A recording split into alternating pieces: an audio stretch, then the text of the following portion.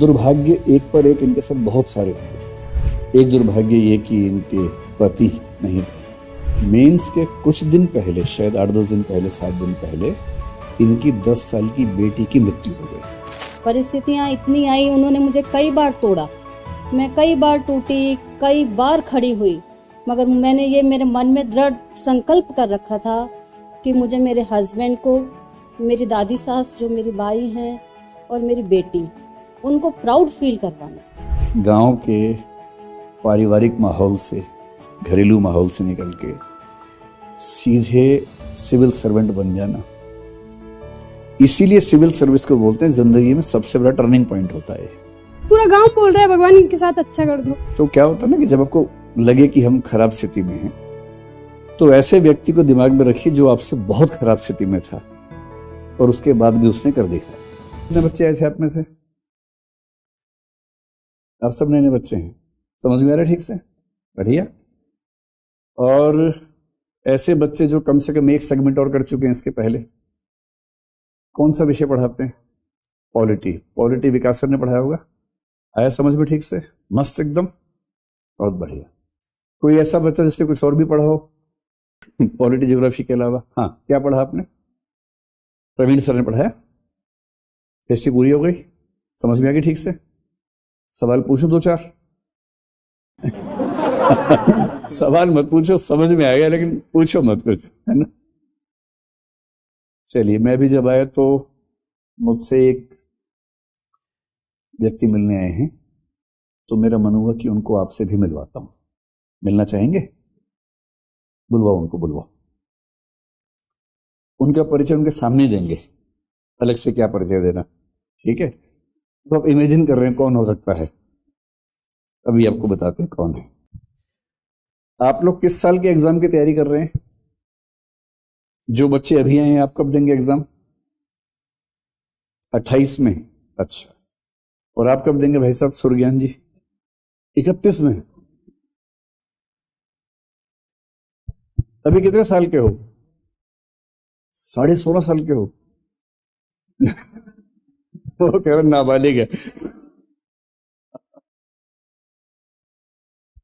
इतने छोटे बच्चे भी तैयारी कर रहे हैं आजकल। आप कितने साल के हो भाई? 21 के हो गए? चलो, कब दोगे एग्जाम? अब जो भी आएगा, कब आएगा भगवान जानता है। अब तो वैसे उम्मीद है कि थोड़ा रेगुलर हो जाना चाहिए। आइए आइए आइए, आप उठिए इधर, आपको बड़ा मजा आएगा। आइए,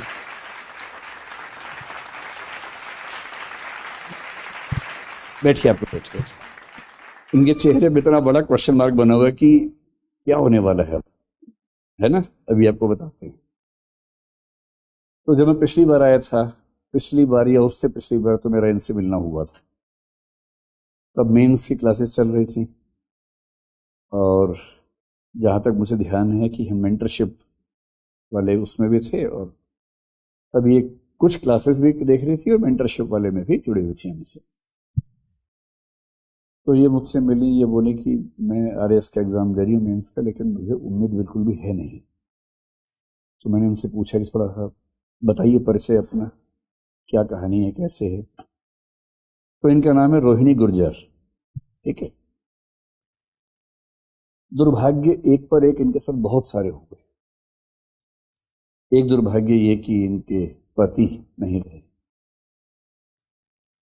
तो उसके बाद तो आदमी आमतौर पर टूट ही जाता है, पर इन्होंने हिम्मत की कि मैं अपनी जिंदगी बदलने की कोशिश करके देखती हूँ। तो बड़े हौसले के साथ आई थी उस समय कि एग्जाम दूंगी। तैयारी थोड़ी कम थी, पर अच्छा ये हुआ कि एग्जाम थोड़ा सा पोस्टपोन हो गया, तो इनको समय थोड़ा सा मिल गया। फिर जो दादी जी इनके पीछे पड़ी हुई थी कि तुम्हें एग्जाम देना है, नौकरी में आना ही आना है, उस बीच में उनका भी देहांत हो गया। तो जो आपको मोटिवेट करता हो अगर वो ही ना रहे, तो आप समझ सकते हैं कि कितना मन बेचैन होता है। फिर कुछ महीने लगे और कॉन्फिडेंस लौटा। ये इनकी ननद हैं, इनकी बड़ी भूमिका रही इस पूरे प्रोसेस में कि आप तैयारी कीजिए। फिर जयपुर में जाके तैयारी कर रही थी, मेंस बहुत नज़दीक था। मेंस के कुछ दिन पहले, शायद 8-10 दिन पहले, 7 दिन पहले, इनकी 10 साल की बेटी की मृत्यु हो गई। 10 साल की बेटी, अचानक, उसे कुछ भी नहीं था। इनको बेचैनी हुई, ये घर गई, मिली, और अचानक उसकी तबीयत खराब हुई और आईसीयू में गई और वो नहीं बची। अब सोचिए किसी के साथ ऐसा हो जाए, उसके 7 दिन बाद उसका एग्जाम है मेंस का, तो इन्होंने तो हाथ पैर छोड़ दी कि मैं एग्जाम दूंगी नहीं। फिर परिवार के लोगों ने, विशेष रूप से इन्होंने बहुत संभाला, समझाया कि देखो अभी तो आपको खराब लग रहा है, लेकिन एग्जाम छोड़ दोगे तो फिर बाद में हमेशा खराब लगता रहेगा। फिर वो कि एग्जाम चलो दे के देखती हूँ।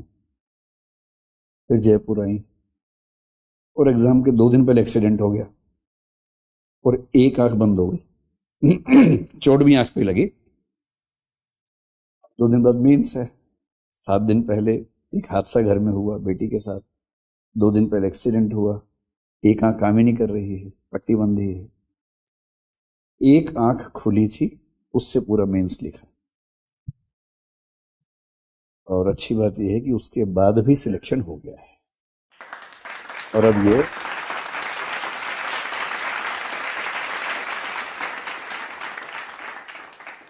राजस्थान कोऑपरेटिव सर्विस में, राजस्थान सहकारी सेवा उसको बोलते होंगे हिंदी में शायद, उसमें इनका सिलेक्शन हुआ है। अभी मेडिकल वगैरह हो रहा है, जल्दी ही ज्वाइनिंग होगी और अब ये सीधे एक बड़ी अफसर बनने वाली है।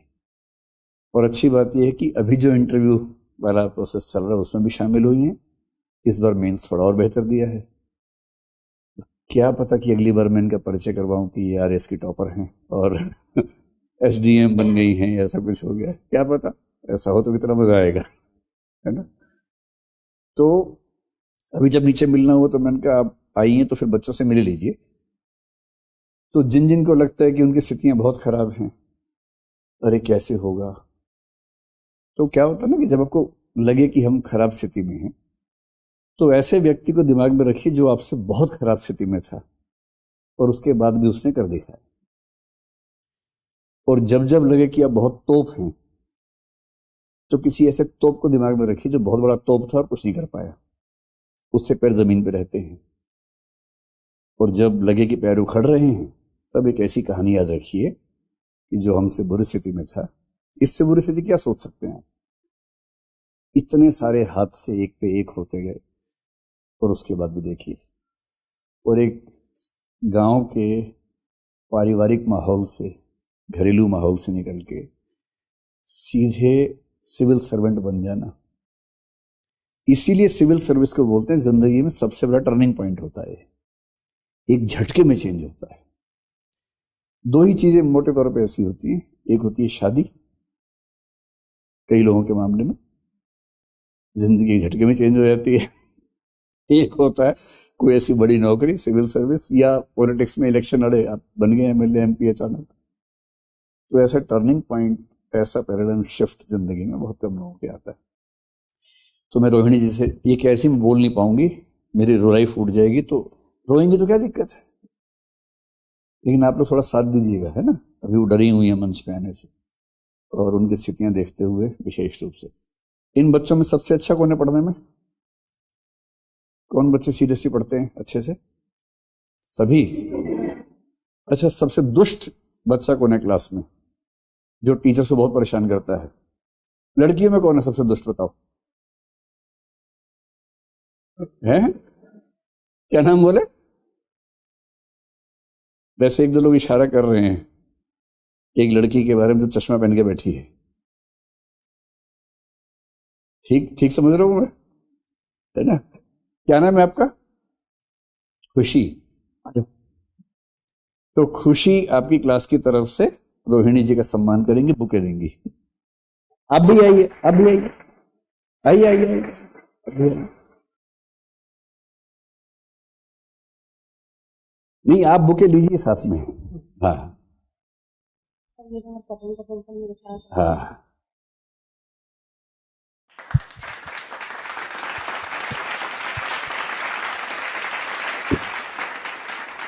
तो खुशी, आपके आसपास जो बैठे हैं आपके दोस्त ना, वो दोस्त नहीं है, वो दुश्मन है। जैसे मैंने बोला सबसे दुष्ट बच्चा को ना 3-4 लोगों ने अपनी आंखों से इशारा किया, ये, एक दो ने हाथ से भी इशारा किया, ये है। तो क्लास के बाद हिसाब बराबर कर लेना उन सबके साथ।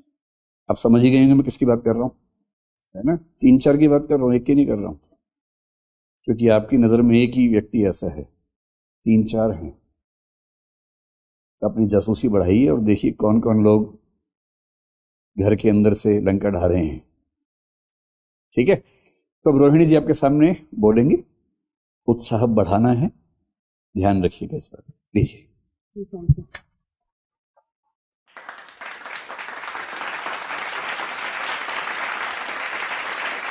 सर ने पूरा परिचय तो दे दिया है वैसे आपके सामने मेरे बारे में, और मैं तो इतना ज़्यादा कुछ बोल नहीं सकती हूँ। बस थोड़ा बहुत मैं आपको और बताऊंगी कि आप लोग तो मेरे से बहुत अच्छी स्थिति में हैं। आप लोग अभी ऐसे कहते हैं कि हमें ये प्रॉब्लम्स हो रही है, हमें ये दिक्कतें हो रही हैं पढ़ाई से रिलेटेड, तो मेरे सामने जिन चीज़ों को मैंने फेस किया है, सही में उनसे निकलकर यहाँ तक पहुँचना आसान नहीं था। मैंने कैसे खुद को संभाला है। 2006 में मेरी ग्रेजुएशन हो गई थी, फिर उसके बाद में दोबारा से पढ़ाई को शुरू करना, और हम गांव से आते हैं, गांव का माहौल बिल्कुल विपरीत होता है एकदम। कैसे मैंने अपने आप को संभाला, हस्बैंड की डेथ के बाद में मेरे बच्चों को संभाला, सिंगल पेरेंट्स होने के बावजूद मैं यहाँ तक पहुंची। परिस्थितियां इतनी आई, उन्होंने मुझे कई बार तोड़ा, मैं कई बार टूटी, कई बार खड़ी हुई, मगर मैंने ये मेरे मन में दृढ़ संकल्प कर रखा था कि मुझे मेरे हस्बैंड को, मेरी दादी सास जो मेरी भाई हैं और मेरी बेटी, उनको प्राउड फील करवाना, बस यही लक्ष्य था मेरा। तो आज मैं यहाँ पर हूँ, तो वो जहाँ पर भी हैं, बस मुझे यही खुशी है कि उनको प्राउड हो रहा है कि इसने अपना जो भी सोचा था वो पूरा किया।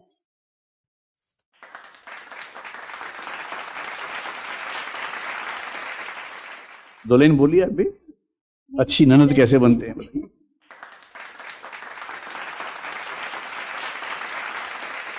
मतलब मुझे सच में लगता है मैंने इनको बहुत नज़दीक से देखा है। मैं छोटी सी थी तब इनकी शादी हो गई आई ना, तो मैं इनकी बेटी की तरह ही रही हूँ। और जब जैसे जैसे हर साल मैं देख रही हूँ ना इनकी लाइफ चेंज हो रही है, मुझे सच में यकीन नहीं हो रहा है कोई इंसान के साथ इतना बुरा कैसे कर सकता है भगवान। मतलब गांव वाले भी ये बोलने लग गए कि इनकी किस्मत है, ये क्या है, बस भगवान अब इनके साथ अच्छा कर दो। एक तो होता है ना अपन बोलते हैं कि भगवान मेरे साथ अच्छा कर दो, पूरा गाँव बोल रहा है भगवान इनके साथ अच्छा कर दो, और सच्ची में इनका लास्ट में मतलब बहुत बहुत अच्छा हुआ है। मतलब अब बहुत कुछ खो के पाया है, बट बहुत बड़ी चीज पाई है इन्हें।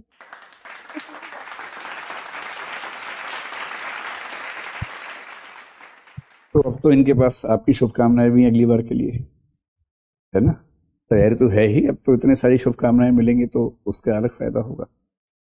तो मैं चाहता हूं कि जो सीखने की बात है वो ये कि कुछ भी हो जाए, अगर आप खुद को संभाल पाते हैं और परसिवियरेंस के साथ, कंसिस्टेंसी के साथ मेहनत करते रहते हैं, तो देर हो सकती है पर अंधेर छोड़ना है। तुम्हें तो चीज़ें हाथ में आती ही हैं। ठीक है, तो अभी आप पढ़ाई कीजिए और फिर मैं जब अगली बार आऊँगा तो विस्तार से आपसे बात करूँगा। बहुत शुभकामनाएं।